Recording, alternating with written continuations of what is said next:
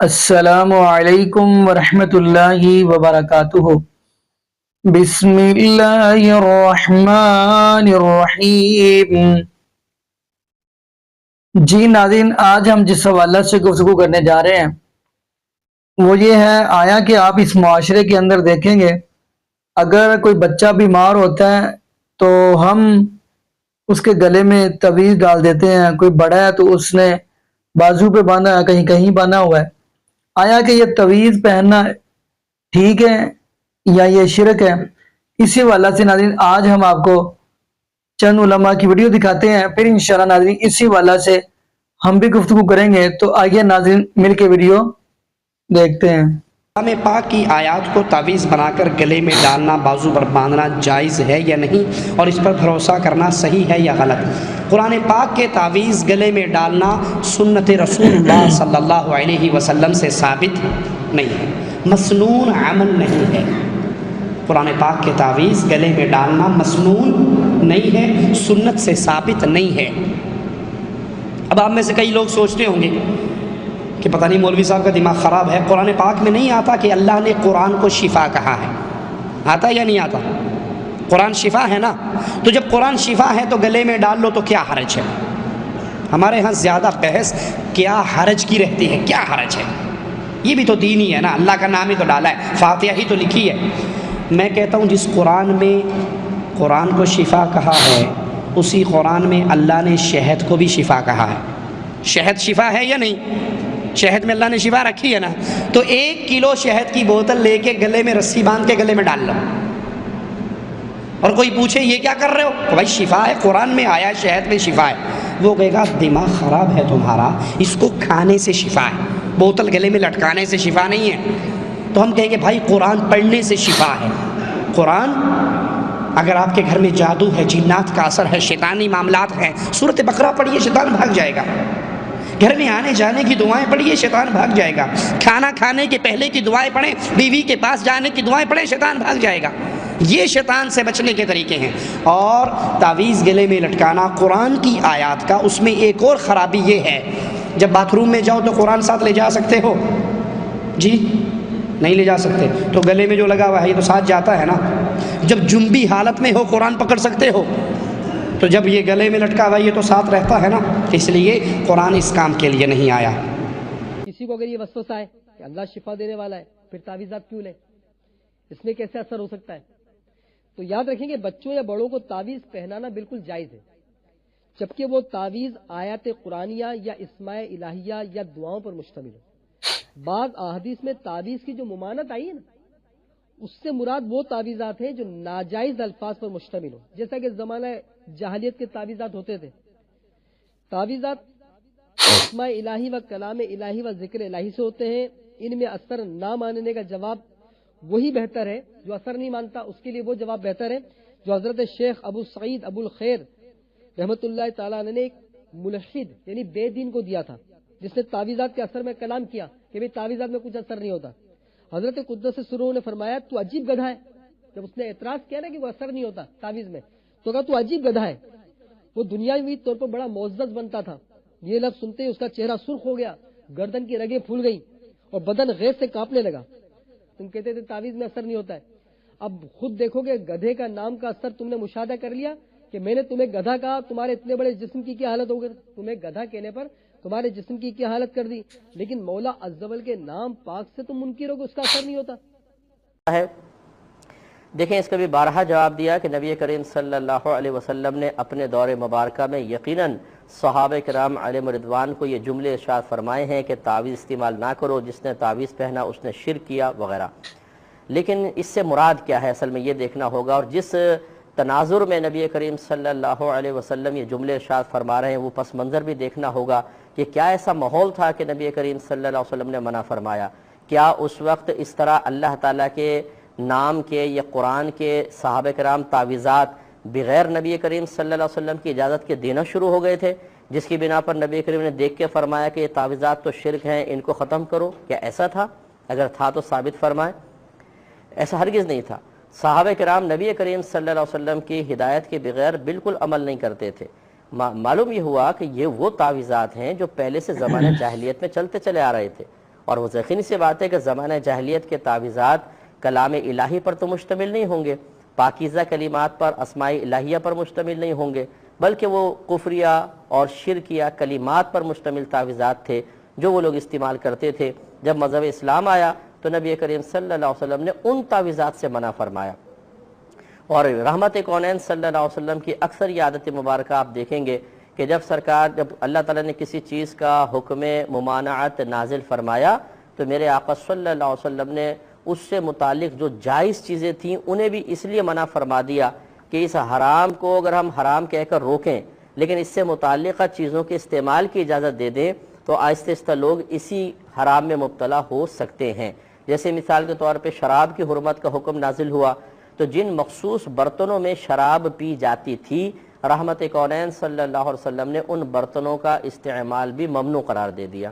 حکمت وہی تھی کہ اگر شراب منع ہے اور لوگ برتن استعمال کریں پانی وغیرہ پینے کے لیے، لیکن پھر وہ یاد آ سکتی تھی شراب کی اور دل پھر مائل ہوتا تو خدا نخواستہ کوئی گناہ میں مبتلا ہو سکتا تھا، اس لیے شروع میں شرک و تعویذات کو سختی سے منع کیا گیا کہ تاکہ وہ جو پرانی عادت جاری ہے وہ ختم ہو جائے۔ اور اس کے بعد پھر صحابہ کرام خود فرماتے ہیں کہ ہم بچوں کے گلوں میں اعوذ بکلمات اللہ التامات من شر ما خلق یہ لکھ کر بچوں کے گلے میں ڈال دیا کرتے تھے، یہ روایات موجود ہیں۔ تو اب تعویذات کا جو پاکیزہ کلمات پر مشتمل ہیں ان تعویذات کے استعمال کو شرک نہیں کہہ سکتے، نہ وہ ممنوع ہے نہ بدعت ہے۔ یہ اکثر لوگ کہتے ہیں تعویذ لے کے آئے نا پیر صاحب کو، تعویذ بڑے کام کا تعویذ، اور تعویذ کو ہم بھی مانتے ہیں لیکن سنت تعویذ کیا کہتے ہیں؟ پناہ دینے والی، اعوذ بکلمات اللہ، میں اللہ کی پناہ میں آتا ہوں۔ تعویذ کیا ہوتا ہے؟ پناہ دینے والی چیز۔ تو ہم سنت تعویذ کو مانتے ہیں، اور سنت تعویذ آپ صلی اللہ علیہ وسلم نے خود تعلیم فرمایا۔ صحیح بخاری میں حدیث ہے انٹرنیشنل نمبر کے مطابق 5017 نمبر، اور سنن ابی داؤد میں 5082 نمبر کے آپ صلی اللہ علیہ وسلم نے ارشاد فرمایا کہ معوذات، 3 پناہ دینے والی صورتیں، 3 تعویذ معوذات، ایک ہے معوذتین، وہ 2 بن جاتے ہیں، قل اعوذ برب الفلق اور قل اعوذ برب الناس، لیکن یہاں الفاظ ہیں بخاری میں معوذات، 3 پناہ دینے والی صورتیں۔ یہ اگر کوئی پڑھ لے تو یہ 3 صورتیں شیطان، جنات اور جادو کے خلاف اللہ کی پناہ میں آنے کا ذریعہ ہے۔ یہ تعویذ ہیں یہ 3 صورتیں، اور بخاری میں 5017 نمبر حدیث اسی کانٹیکسٹ میں موجود ہے کہ آپ صلی اللہ علیہ وسلم معوذات رات کو سونے سے پہلے 3 دفعہ پڑھتے تھے، 3 دفعہ سورہ اخلاص، 3 دفعہ سورۃ الفلق اور 3 دفعہ سورۃ الناس، آخری 3 صورتیں معوذات، 3 پناہ دینے والی 3 تعویذ۔ اب مجھے کوئی پوچھتا ہے تعویذ، میں کہتے ہیں مننے جناب تعویذ کیوں نہیں؟ 3 تعویذ پڑھ کے 3 دفعہ آپ صلی اللہ علیہ وسلم ہاتھوں کو پھونک کے اپنے پورے جسم پہ جہاں تک ہاتھ پہنچتا تھا آپ صلی اللہ علیہ وسلم دم کیا کرتے تھے۔ یہ ہے سنت دم کو بھی ہم مانتے ہیں۔ اور قربان جب حضرت عائشہ کے الفاظ ہیں اسی حدیث میں کہ جب حضور بیمار ہو گئے تو میں یہ صورتیں پڑھا کرتی تھی، پڑھ کے آپ کے ہاتھوں پر پھونک کے آپ کے ہاتھوں کو ہی آپ کے جسم پہ پھیرا کرتی تھی، اپنے ہاتھوں کو نہیں، ظاہر ہے وہ تو مبارک ہاتھ ہے۔ تو حضرت عائشہ پڑھتی تھی، حضور صلی اللہ علیہ وسلم کو دم ڈالتی تھی، لیکن دم ڈالنے کے بعد حضور کے ہاتھوں پر پھونک کے حضور کے ہاتھوں کو ہی حضور کے جسم پر صلی اللہ علیہ وآلہ وسلم پھیرا کرتی تھی۔ تو یہ بہترین تعویذ ہے۔ تو یہ تعویذ کے حوالے سے بھی سمجھ لیں، تعویذ لٹکانا جو ہے گلے کے اندر قرآنی سورت کا یا قرآنی آیت کا، اس کا ثبوت آپ صلی اللہ علیہ وسلم سے نہیں ملتا، صحابہ کرام علیہم رضوان سے نہیں ملتا، ایک صحابی کا ملتا ہے لیکن وہ روایت ضعیف ہے، وہ سنن ابی داؤد سے اور مسند امام احمد سے پیش کی جاتی ہے کہ عبداللہ بن عمر بن عاص رضی اللہ تعالیٰ عنہ چھوٹے بچوں کو تو دم ڈالا کرتے تھے، جو بڑے بچے تھے ان کو دم ڈالا کرتے تھے، اور چھوٹے بچے جو پڑھنا نہیں جانتے تھے ان کے گلے میں تختی لٹکا دیتے تھے، اعوذ بکلمات اللہ التامات من شر ما خلق، اعوذ بکلمات اللہ التامات من شر ما خلق، یہ لکھ کر، وہ آگے آ بھی جائے گا، یہ وظیفہ بھی ہے اس میں۔ تو یہ روایت پکی ضعیف ہے، اس میں محمد بن اسحاق مدلس ہیں اور ان سے روایت کر رہے ہیں، اور محمد بن اسحاق تدلیس کر رہے ہیں، لیکن جو حنفی ہمارے بھائی ہیں بریلوی اور دیوبندی، ان کے نزدیک تو محمد بن اسحاق مردود راوی ہیں، حالانکہ ہمارے نزدیک یہ ثقہ راوی ہیں، انس بن مالک کے شاگرد ہیں، یہی وہ تابعی ہیں جن سے وہ روایت ہے سنن البہیقی کے اندر، دلائل النبوہ امام بہیقی کی کتاب میں، کہ آپ صلی اللہ علیہ وسلم 12 ربیع الاول کو پیدا ہوئے، یہ وہ ہیں۔ تو یہ محمد بن اسحاق جو ہے اہل سنت کے امام ہے، سیرت ابن ہشام ہو یا سیرت ابن اسحاق ہو، جو سیرت کی پہلی کتاب ہے، یہ محمد بن اسحاق راوی ہیں، تابعی انس ابن مالک کے شاگرد ہیں یہ رضی اللہ تعالیٰ عنہ، لیکن تدریس کر رہے ہیں۔ بارہ حنفیوں کے نزدیک تو یہ راوی ایکسیپٹیبل نہیں، تو وہ پھر بھی یہ جعلی روایت پیش کر رہے ہوتے ہیں۔ ہمارے نزدیک بھی روایت ضعیف، تدریس کی وجہ سے وہ راوی سکا ہے لیکن ان سے روایت کر رہے ہیں۔ وہ آپ مسئلہ نمبر 36 دیکھ لیں گے، تدریس کا ایشو کیا ہے صحیح مسلم کے مقدمے کی روشنی میں۔ بہرحال ان کے نزدیک تو یہ راوی ایکسیپٹیبل نہیں، پھر بھی لوگوں جی وہ عبداللہ بن عمر بن عاص تختی لٹکاتے تھے، تو یہ بھائی ایک ہی روایت تھی، یہ ثابت نہیں ہے۔ البتہ تابعین سے ثابت ہے کہ وہ قرآنی آیات کے تعویذ لکھ کر گلے میں لٹکایا کرتے تھے بچوں کے، اور اسی سے امام ابن تیمیہ نے بھی یہ مسئلہ لیا اور اپنے فتاوی میں لکھا۔ اس لیے آپ کو بعض اہل حدیث ہمارے جیل میں بھی کچھ عرصہ تک پہلے تک تو تعویذ لکھا کرتے تھے، وہ امام ابن تیمیہ کی وجہ سے۔ تو بھائی ہمارے نزدیک جو چیز آپ صلی اللہ علیہ وسلم اور آپ کے صحابہ سے ثابت نہیں ہے، ہم اس کو ایکسپٹ کرنے کے لیے تیار نہیں ہے ایز اے اس کو امت میں پھیلانے کے اعتبار سے۔ البتہ اگر کوئی یہ کرتا ہے کہ قرآنی آیت کا تعویذ لکھ کر گلے میں لٹکاتا ہے، تو اس کو تو نہ ہم بدعت کہتے ہیں، نہ شرک کہتے ہیں، نہ حرام کہتے ہیں، یہ فتویٰ نہیں لگ سکتا۔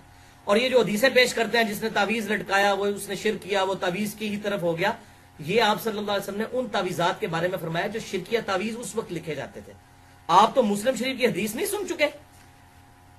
5732 اور 5731 کے اپنے دور جاہلیت کے دم بھی مجھ پر پیش کرو، اگر ان میں بھی شرک نہیں تو ان کو بھی کرتے رہو۔ تو یہ کیسے ہو سکتا ہے کہ آپ صلی اللہ علیہ وسلم جو دم کی اجازت دے رہے ہیں اور وہ تعویذ نہ لٹکانے، وہ شرکیہ تعویذ ہوتے تھے جن کو آپ صلی اللہ علیہ وسلم نے لٹکانے سے منع کیا؟ ورنہ کسی مسلمان کی جرت ہے کہ قرآن کی آیت لکھ کے وہ کسی کے گلے میں لٹکائے تو آپ اس کو کہیں کہ اس نے شرک کیا؟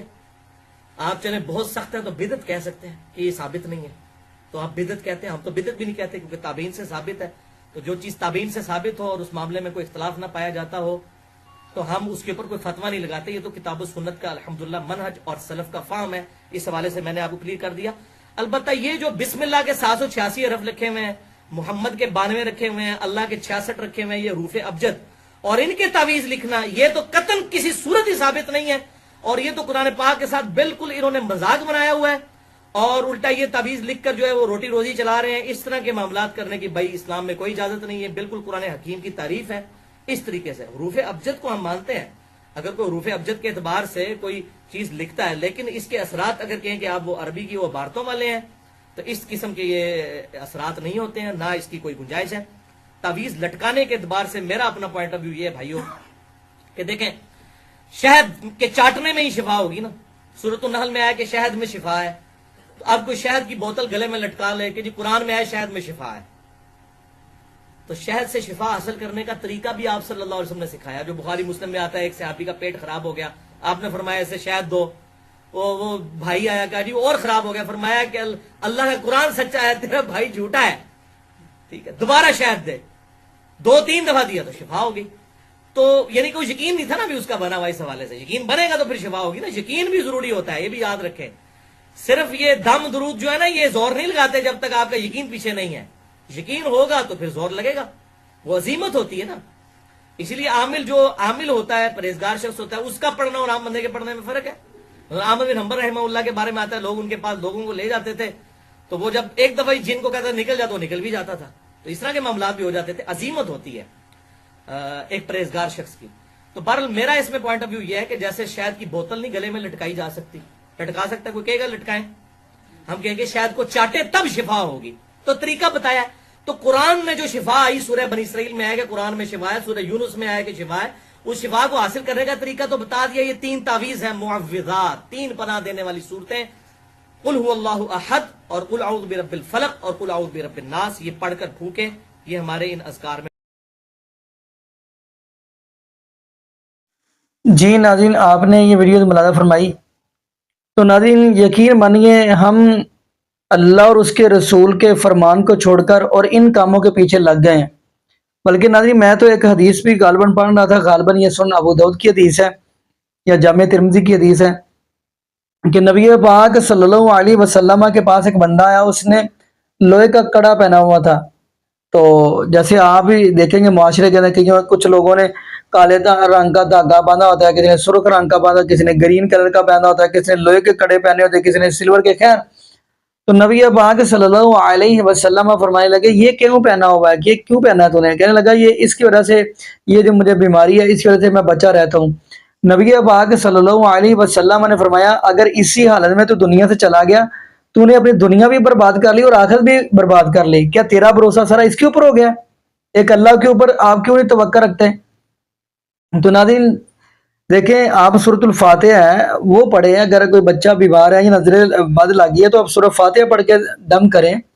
بلکہ سورۃ کو سورۃ الفاتحہ بھی کہا جاتا ہے، ام القرآن بھی کہا جاتا ہے، سورۃ الشفا بھی کہا جاتا ہے، ام الکتاب بھی کہا جاتا ہے، سبع المثانی بھی کہا جاتا ہے۔